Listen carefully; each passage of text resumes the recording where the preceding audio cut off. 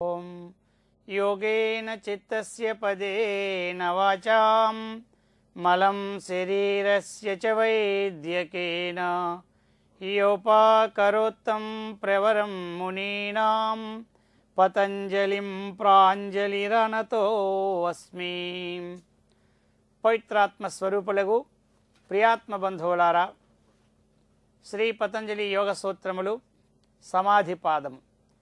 ఇంతవరకు కూడా పంచవృత్తుల యొక్క స్వరూపాన్ని మనం చక్కగా తెలుసుకున్నాం. ప్రమాణము, విపర్యయము, వికల్పము, నిద్ర, స్మృతి. ఇప్పుడు చెప్పబోతూ ఉన్నారు, ఈ పంచవృత్తులని నిరోధించడానికి ఉపాయం ఏమిటి? ఎందుకు అంటే మొదటి సూత్రం కాకుండా రెండో సూత్రములో యోగశ్చిత్త వృత్తి నిరోధ అని చెప్పినారన్నమాట. ఆ వృత్తి పదాన్ని తీసుకుని ఇంతవరకు వివరించారు మనకి. అదనమాట అందులో ఉన్న వృత్తి పదం ఉంది. యోగము వలనే మనకి అంటే చిత్తవృత్తి నిరోధించడమే యోగమని చెప్పుకోవచ్చు. అనులోమం చెప్పుకోవచ్చు, ప్రతిలోమం చెప్పుకోవచ్చు. కాబట్టి ఆ చిత్తవృత్తి నిరోధానికి ఇప్పుడు ఉపాయం చెప్తున్నారు. చిత్తవృత్తి నిరోధం అంటే కానీ సమాధి స్థితి కలగదు. మరి ఏ ఉపాయం మన దానికంటే 12వ సూత్రంలో చెప్తున్నారు, అభ్యాస వైరాగ్యాభ్యాం తన్నిరోధ అని చెప్పినారనమాట. తన్నిరోధ తేషాం వృత్తీనాం నిరోధ, ఆ వృత్తుల యొక్క నిరోధము. ఇలాగ రెండు చెప్పారు ఉపాయాలు. ఒకటి అభ్యాసము, రెండవది వైరాగ్యము. ఈ రెండింటి చేత ఆ వృత్తులను నిరోధింపవచ్చు అని చెప్పినారు. అయితే మొట్టమొదట మనం అభ్యాసాన్ని విచారించుకుందాం.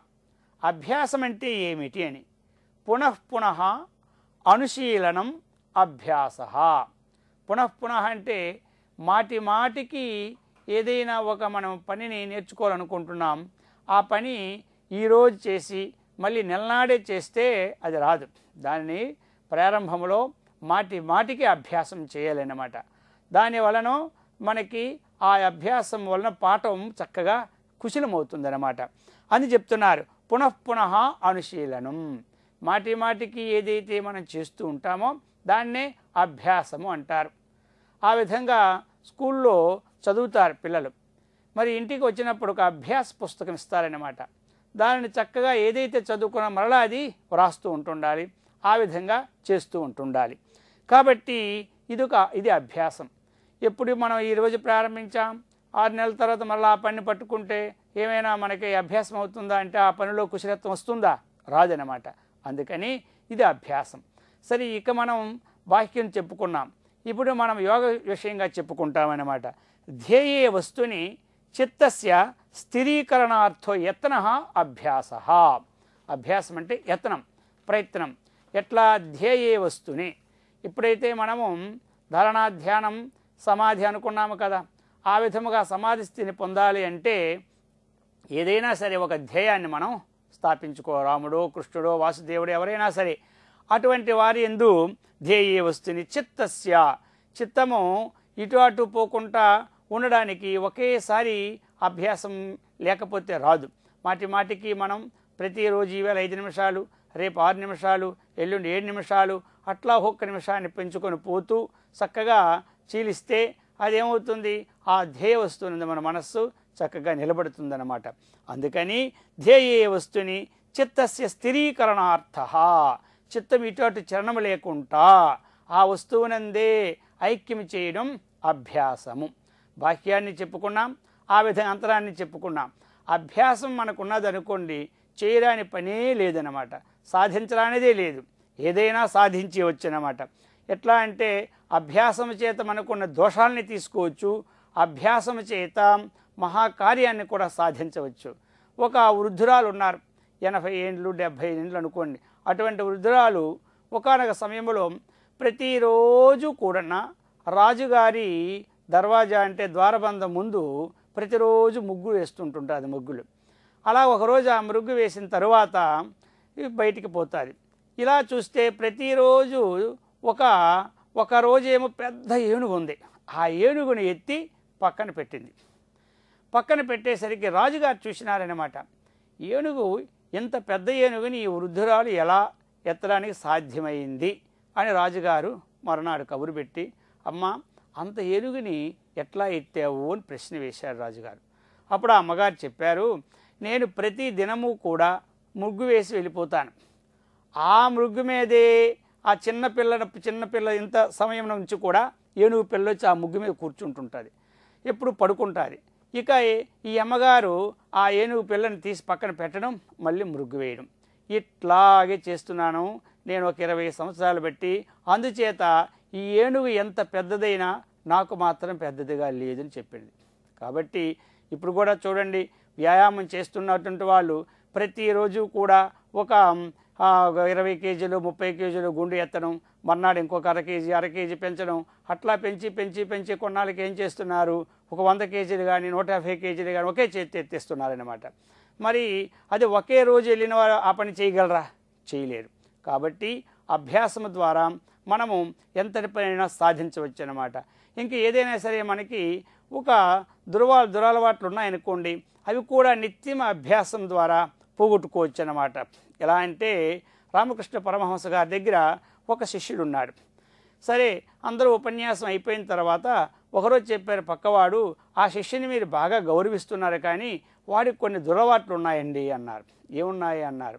వాడు రోజు నల్లమందు మాత్రం తింటాడండి అన్నారు. అలాగనా? తర్వాత ఏమో ఏకాంతంగా ఆ శిష్యుని పిలిచాడు. పిలిచి, ఏమయ్యా నీకేం ప్రతిరోజు నువ్వేమేమి సేవిస్తావో చెప్పు అన్నాడు.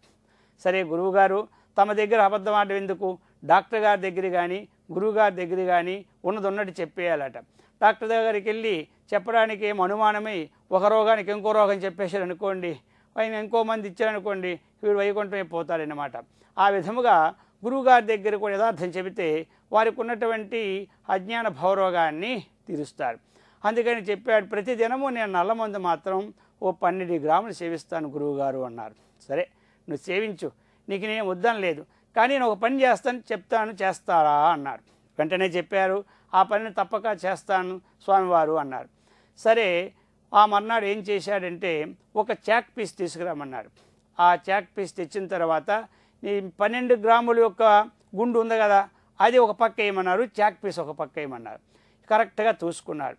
ఇక రేపటి నీవు ఈ గుండుతో తూయకు, నేను ఇవాళ తీసా కదా చాక్ పీస్, ఈ చాక్ పీస్ ఒక పక్క వేయి, కాటాలో నల్లమంది ఒక పక్క వేయి, రోజు తింటూ ఉండని చెప్పినారు. ఎవరు? రామకృష్ణ పరమహంస గారు. సరే, ఈయన అనుకున్నాడు, ఎంత చూస్తే స్వామివారు నాకేదో మానేయమంటారు అనుకున్నాను, స్వామివారు హాయిగా తినమంటున్నారు కాబట్టి ఏం చెప్పినా మన స్వామివారి మాట వినాలి అనుకున్నాడు. సరే, ఇంతవరకు అర్థమైంది కదా శిష్య, ఇంకొక విషయం చెప్తాను చేస్తారా అన్నాడు. మీరు ఏం చెప్పండి అదే చేసేస్తారన్నాడు. ఎందుకంటే నల్లమందు తినొద్దని చెప్పలేదు కదా, ఆ సంతోషంతో ఏం చెప్తే అదే చేస్తాను, అది తప్పగా నేను ఆచరిస్తానన్నాడు. సరే, ఒక పని చెయ్యి, నీవు నల్లమందు తిన్న తరువాత ఈ చాక్ పీస్తో ఒక బ్లాక్ బోర్డు మీద ఓం అని రాయు, అంతే, ఇంకేం చేయకు. ఒక్కసారి ఈ పరిమాణంలో ఓం రాయు. ఇది రాసేసిన తర్వాత ఆ చాక్ పీస్ మళ్ళీ డబ్బాలు వేసుకో. మన్నాడు ఆ చాక్ పీస్తోనే తింటూ ఉంటుండు, మళ్ళీ చూసుకో అన్నాడు. ఇక రోజు ఈ చాక్ పీస్తో అతను రోజు ఓం రాయడం తినడం. చాక్ పీస్ ఎన్నాళ్ళు ఉంటుందండి? అట్లా అయ్యేసరికి ఒక 2 మాసాలు వేసరికి చాక్ పీస్లో ఇంత భాగం కూడా లేదు. సరే, ఇతనికి తొయ్యడానికి ఇంత కూడా లేదు. ఆ మర్నాడికి ఈయనకి అలవాటంతా పోయి, ఆహా గురువుగారు ఎంత ఉపాయం చెప్పారు, నాకున్న దురలవాట్లను చక్కగా తీసివేశారని మహా సంతోషం పడిపోయి గురువుగారి దగ్గరికి వెళ్ళి పాదాల మీద పడిపోయారు. స్వామి, మీరేదో మంత్రం ఓం అని చెప్పినారు, దానితో సంపూర్తిగా నాకు నిన్నటితో ఆ అలవాటే పోయిందని చెప్పాడు. అందుకని మనం అభ్యాస బలము చేత ఏ పనినైనా సాధించవచ్చు అన్నమాట. ఉన్న దురలవాట్లని తీసుకోవచ్చు, కొత్త పనిని కూడా మనం సాధించవచ్చు. మనం అధైర్యంతో వెనక్కి రావడమే కానీ అది అభ్యాసం చేసి ధైర్యంగా చేసామంటే ఏ పనైనా మనం సాధించగలని చెప్తూ ఉన్నారు. అందుకని మనం చిత్తవృత్తి నిరోధించడానికి ఈ అభ్యాసం అనేది ఒక ఉపాయం అని చెప్తూ ఉన్నారన్నమాట. కృష్ణజీ ఈ అభ్యాసం ద్వారా మనస్సును స్వాధీనపరచుకోవడానికి చూశాడు. ఎట్లా అంటే శాస్త్రం చెబుతోందండి, ఎలా అంటే అర్జునుడు సందేహం వచ్చిందనమాట. ఈ మనస్సుని నిగ్రహించు అంటూ ఉన్నారు, అది నిగ్రహించడం చాలా కష్టము అని చెప్తూ ఉన్నారు. చంచలం హి మన కృష్ణాం ప్రమాథి బలవదృఢం తస్యాహం నిగ్రహం మన్యే వాయోరివ సుదుష్కరం అని చెప్పినాడు అర్జునుడు. హే కృష్ణ, చంచలం హి మనహ, మనస్సు చాలా చంచలమైనది. ఇంకెలాంటిది? ప్రమాథి ప్రమథనశీలమైనటువంటిది అన్నమాట. బలవదృఢం, అది చాలా బలవంతమైంది, దృఢమైనది. కాబట్టి తమరు చెప్తూ ఉన్నారు మనసును నిగ్రహించండి నిగ్రహించండి అని. అయితే నాకు డౌట్ వచ్చిందన్నారు ఎవరు? అర్జునుడు. ఈ మనసును ఎప్పుడైనా తమ నిగ్రహించినారా? ఇది డౌట్ అన్నమాట. ఎందుకంటే తమరు అనేక జన్మల నుంచి చెప్తూనే ఉన్నారు బోధలు. కాబట్టి ఆ ఉపన్యాస ప్రవాహంలో తమరు చెప్తున్నారు కానీ నిగ్రహించమని. ఈ మనస్సును నిగ్రహించేది ఎంత కష్టమో నాకు తెలుసు అంటున్నాడు అర్జునుడు అన్నమాట. అది చెప్పడంలో అందరికీ తేలిగ్గా ఉంటుంది ఉపన్యాసాలు ప్రవచనాలు, కానీ ఆచరించడంలో కష్టము. కాబట్టి నాకు డౌట్ వస్తుంది, తమను నిగ్రహించినారో లేదో, దానిని నిగ్రహించడానికి ప్రయత్నం చేస్తుంటే దానిలోని కష్టాన్ని చెప్తున్నాను వినండి అన్నారు శ్రీకృష్ణుడి గారికి అర్జునుడు గారు. వెంటనే చెప్పారు ఎలా అంటే వాయోరివ సుదుష్కరం, దాని యొక్క కష్టాన్ని చెప్తున్నారండి. వాయువుని పట్టుకోవడం ఎంత కష్టమో ఆ విధముగా మనస్సును పట్టుకోవడం అంత కష్టము కృష్ణ అని చెప్పేశాడు. వెళ్ళిపోతుంది ఇప్పుడు గంటకి 100 కిలోమీటర్లు వాయువు, కానీ ఎవరైనా ఇలా చేతిలో చూపెట్టారా? చూపెట్టలేరు వాయువుని.